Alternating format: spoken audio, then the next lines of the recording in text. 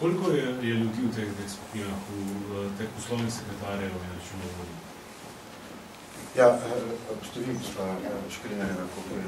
Na šolo, ki ima 20 oddelkov, je pač en poslovni sekretar, tudi tako računovodja. Tako da lahko kar računate, da če imamo povprečno šolo, ima 2 oddelka, to je 18 oddelkov, nekje pride približno po eno osebo. Suma sumarum je koliko? Suma sumarum je toliko, kar je šol, kolikor je vrtcev, kolikor je tega, približno 900 oseb pravnih, če še srednja zraven števanje.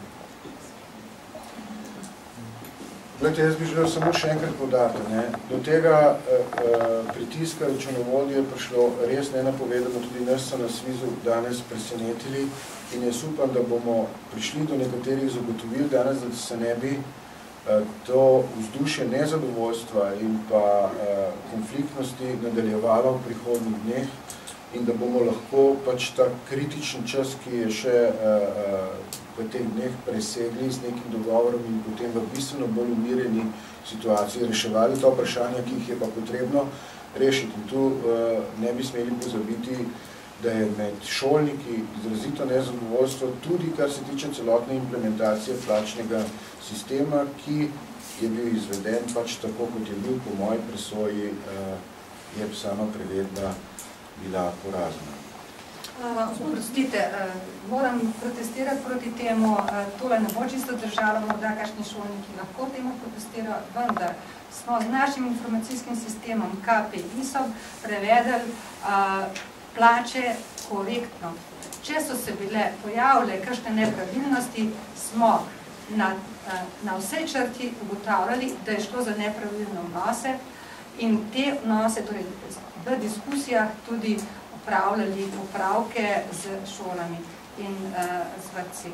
Tako, torej, vrtci so imeli samo inštrument Ministrstva za javno upravo, so uspešno upravili prevedbo in tudi na šolah je prevedba šla in če so bile napake, so bili iz tega razloga. Je pa res, da seveda smo imeli vsi skupaj veliko dela in smo, moram reči, vsaj za šole, ogromno dela opravili tukaj pri informacijskem sistemu.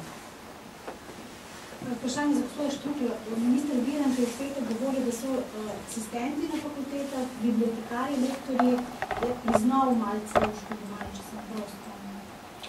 Ja, kot se reče, pozno pride Marko na Kosovo polje.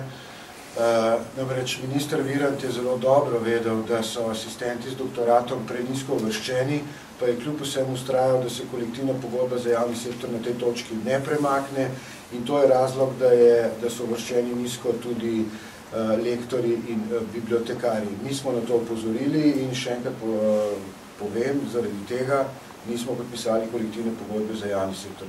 Primerjave so na nekaterih točkah absurdne, povsem absurdne in to bomo morali rešiti v najkrajšem možnem času. Kar se pa tiče same izvedbe prevedbe, pa nisem zaenkrat še nikomu rekel, kdo je odgovoren za to, ampak dejstvo obstaja, da prevedba ni bila izpeljana tako, kot je bila pričakovana.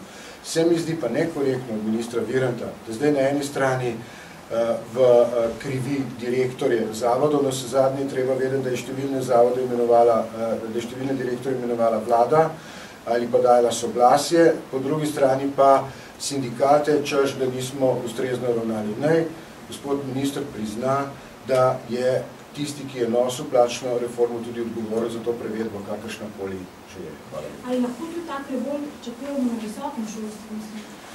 Poglejte, v visokem šolstvu so zelo veliki zapleti. Obstajajo celo namigi, da nam je prišlo do nezakonitih umestitev posameznih asistentov na posameznih fakultetah in da na drugih fakultetah seveda tega ne bojo razumeli. Zato je jasno, da je treba univerzo v najkrajšem možnem času urediti, predvsem pa zagotoviti dovolj velika sredstva, da bojo lahko, recimo na Ljubljanski univerzi, plače sploh lahko izplačali. Zdaj, če še kakšno vprašanje, jaz zelo obžalujem, da gospoda ministra Viranta ni z nami. Jaz sicer se znam odzivati na probleme osnovnega šolstva, vrtcev, pa morda tudi nekaj srednjega šolstva poznam, saj kar se tiče te plačne implementacije. Gospoda Viranta pa tukaj pogrešam, da bi lahko diskutiral, da bi vi imeli relevantno informacijo, tako da, če je še kakšno vprašanje na temo vrtcev osnovnega šolstva, srednjega šolstva in višjega šolstva, potem bi lahko še o tem kaj